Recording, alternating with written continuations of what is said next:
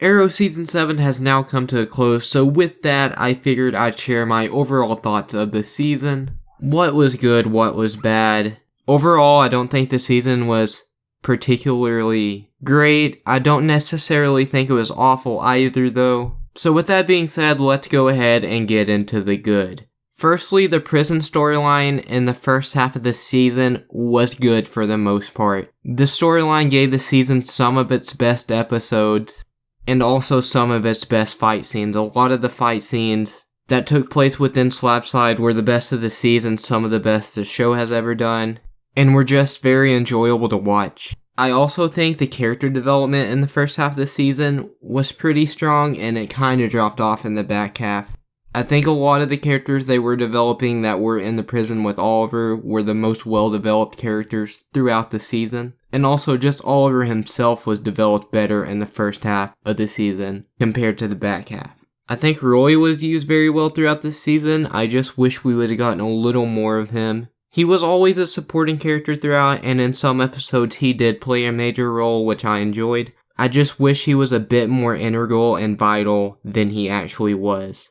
I also think that Diggle's character was finally given redemption. I did not like his character that much in Season 6. Season 6 of Arrow almost ruined his character completely. He was a fantastic character in the first 5 seasons, and then Season 6, it just didn't feel like him. He didn't feel like the John Diggle we all knew. So it kind of got to this point of, is Diggle expendable? Has he outlived his usefulness after seeing Season 6? But Season 7 proved that wrong, and they used Diggle very well. He wasn't used too much in the first half, but he got some play in the back half, and the writing for him was pretty strong, and he was redeemed.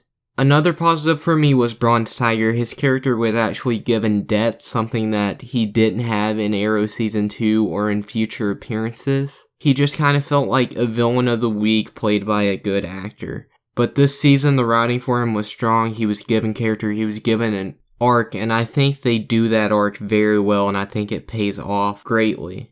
But I kind of have the same issue with this that I had with Roy. I wish we would have seen more of him, and this was a bigger subplot throughout the season, because it was one of the more enjoyable subplots. And the final positive I have for this season is Ricardo Diaz.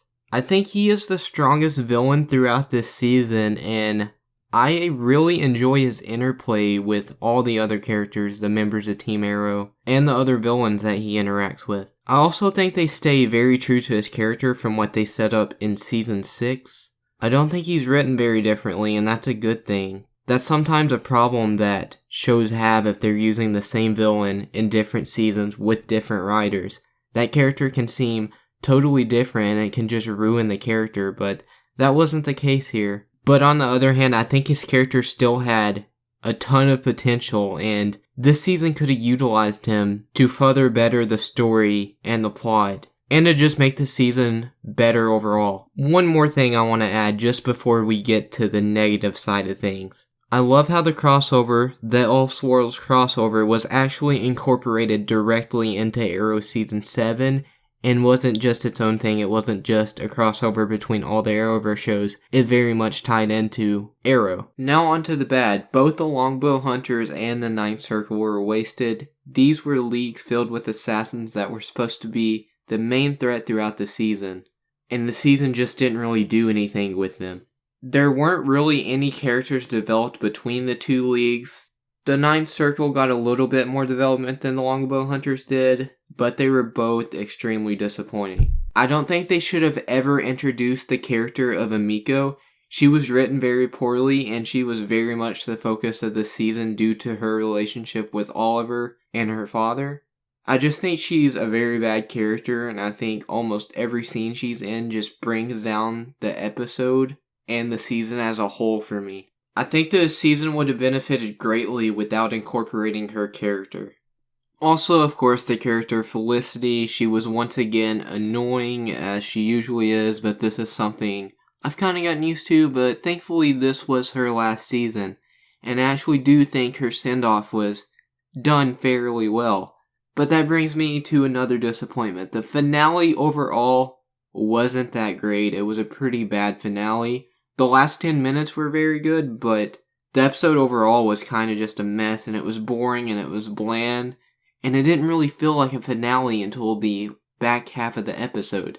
Perhaps the biggest negative I have about this season is the flash forwards, because when they were introduced in the first episode, I got very excited and I thought they had a ton of potential. They could do a lot different with these, kind of expand on things that will happen in the future of the show, in the future of this season, because this was introduced in episode 1 and on to season 8. And they kind of toy with that a little bit. They tease us on what characters are alive, what characters may be dead, things like that.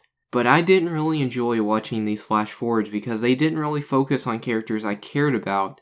And they didn't really do a good job of making me care about those characters. I think something could have been done differently that made me care more about these characters that they wanted me to care about.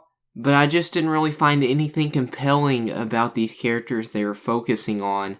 And the plot line for the flash forwards I didn't find particularly interesting either. So that's probably the biggest disappointment for me throughout this season.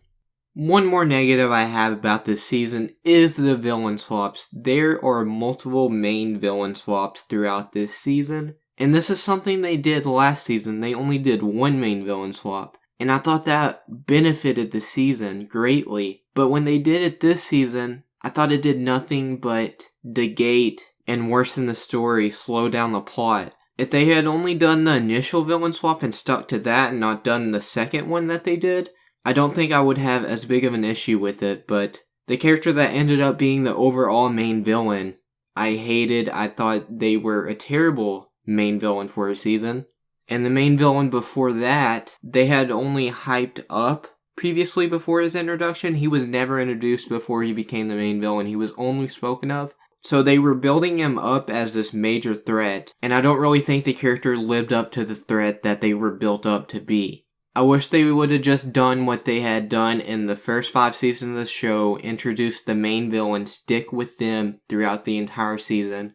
Because at least changing the main villain in season 6, it was fresh then because it hadn't been done before, but doing it the season directly after and doing it more than once, it just felt kind of lazy and I don't think they earned it.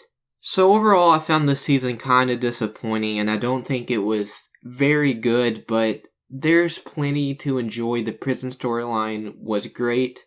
I can see myself rewatching the first half of the season multiple times. I don't know so much about the back half, but like I said, I don't think this season was terrible either. There are some good plot lines, some good character arcs among the bad.